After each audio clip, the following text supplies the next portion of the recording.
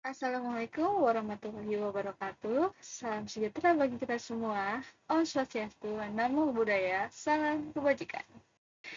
Di video ini, saya akan mempresentasikan mengenai materi mata kuliah Reka aspek probabilitas TI dan komuni.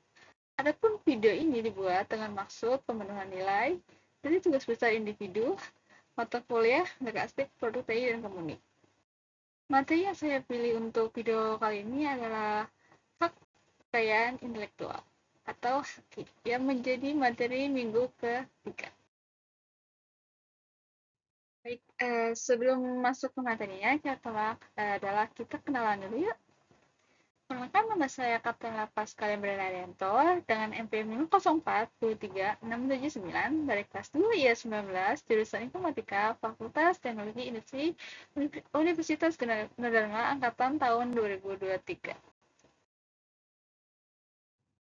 Selanjutnya kita akan masuk ke subbagian yang akan saya bahas di presentasi kali ini. Yang pertama adalah definisi haki, yang kedua adalah jenis-jenis dan kategori haki, dan ketiga sifat dari hak kekayaan intelektual itu sendiri, dan keempat dasar hukum yang melandasi hak kekayaan intelektual. Next. Lanjut ke bagian pertama, yaitu definisi atau pengertian dari haki. Nah, hak kekayaan intelektual itu apa sih? Hak itu adalah hak untuk memperoleh perlindungan secara hukum atas kekayaan intelektual sesuai dengan peraturan perundang-undangan di bidang KKI. Jika masih bingung di definisi sebelumnya, nah ini ada definisi yang lebih umum. Jadi, hak itu adalah suatu yang diberikan oleh negara kepada seseorang, sekelompok orang, atau badan organisasi yang ide dan gagasan itu dimiliki oleh mereka yang telah dituangkan dalam suatu karya cipta yang berwujud. Ingat, harus karya cipta yang berwujud ya. Dari definisi sebelumnya, maka dapat diketahui bahwa hak itu berlaku jika ide tersebut sudah terwujud atau memiliki wujudnya. Nah, misalnya contohnya, suatu rekaman itu tidak bisa dibilang atau dicap memiliki haki karena tidak berwujud. Bisa saja soal itu mungkin bukan milik si pengaju hak tersebut ya, sehingga minimum berwujud hak itu berwujud dokumen atau spesifik. Nah, kemudian karya cipta yang sudah berwujud tersebut merupakan karya individu atau kelompok yang perlu dilindungi secara hukum apabila suatu temuan atau inovasi didaftarkan sesuai dengan persyaratan.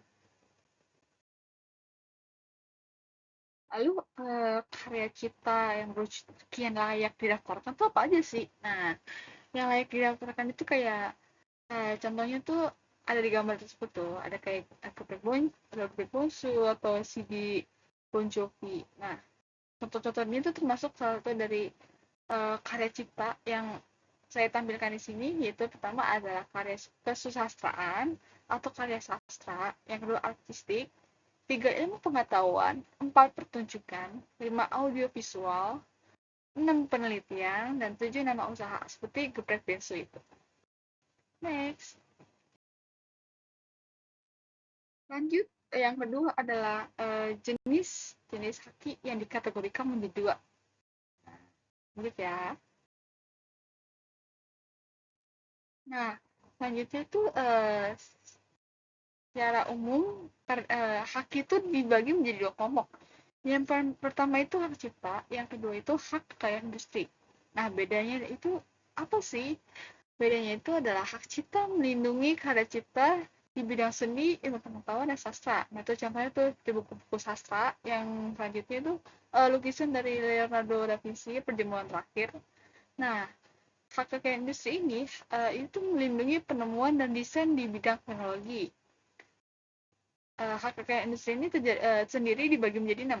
Yaitu pertama tuh hak paten, dua hak merek, desain industri, desain tata letak atau sirkuit, 5 rahasia dagang, dan 6 varietas tanaman. Nah, contohnya merek tuh kayak Adidas, dan kalau desain tata letak atau sirkuit tuh kayak digambar di bawah. Kemudian kita lanjut membahas sifat-sifat dari hak kekayaan intelektual itu sendiri. Next. Apa aja sih sifatnya? Dari hak itu apa sih sifatnya? Yang pertama itu mempunyai jangka waktu tertentu dan terbatas. Jadi gimana tuh masa perlindungan ciptaannya tuh atau penemuan tersebut akan menjadi milik umum jika jangka waktunya itu habis. Nah, begitu habis dia menjadi konsumsi umum kan. Jadi tidak bisa seseorang ngaku-ngaku itu punya dia. Tapi ada di mana semisal masa perlindungan ciptaan atau penemuan tersebut udah habis, bisa diperpanjang. Contohnya itu dalam bentuk ini ya, merek. Nah, itu salah satu contohnya. Yang kedua adalah eksklusif dan mutlak. Maksudnya eksklusif dan mutlak itu berarti hak ini dapat dipertahankan terhadap siapapun, terutama oleh si pemilik hak ya. Jadi si pemilik hak ini dapat melakukan penuntutan terhadap siapapun yang melanggar atau melakukan pelanggaran terhadap hak dari penemuannya itu. Nah, berikutnya dari sifat eksklusif dan mutlak ini tuh berarti pemilik atau pemegang mempunyai hak monopoli atas ciptaan atau temuannya. Nah, itu tuh maksudnya apa sih? Jadi si pemilik atau pemegangnya ini tuh punya hak untuk melarang seseorang atau siapapun yang meniru, intinya melakukan pelanggaran atau mengklaim atas ciptaan atau temuannya. Nah, jika terjadi pelanggaran gitu tuh berarti pemilik atau pemegang pemilik atau pemegang si hak ini punya hak buat dapat royalti dari orang yang pakai temuan atau ciptaannya dia.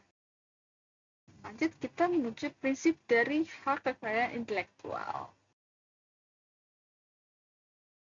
Berikutnya adalah prinsip dari haki. Nah, prinsip dari haki itu apa sih? Prinsip dari haki itu ada prinsip deklaratif hak kekayaan intelektual. Nah, maksudnya itu, jadi siapa yang mewujudkan ciptaannya terlebih dahulu, dia dapat atau memperoleh hak tersebut. Nah, kalau misal dalam paten nih, siapa yang daftarin penemuan yang terlebih dahulu, dia punya hak tersebut gitu. Jadi,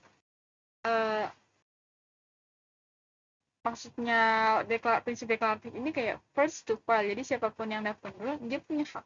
Kalau misalnya orang lain daftarnya belakangan, berarti dia nggak bisa dong ngambil atau mengakui hak ciptaan yang udah didaftarkan oleh orang sebelumnya gitu. Next, yang keempat adalah kita masuk ke dasar hukum atau hukum yang mendasari hak kekayaan intelektual. Nah, dasar hukum hak itu apa aja sih? Di sini saya akan menyebutkan 4 saja. Sebenarnya banyak, tapi saya ngambil 4 saja.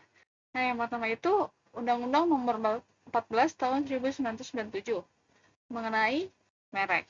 Yang kedua itu Undang-Undang Nomor 7 Tahun 1994 mengenai pengesahan Agreement Establishing the World Trade Organization. Yang ketiga itu Undang-Undang Nomor 12 Tahun 1997 itu mengenai hak cipta. Dan terakhir ada Undang-Undang Nomor 13 Tahun 1997 yaitu mengenai hak paten.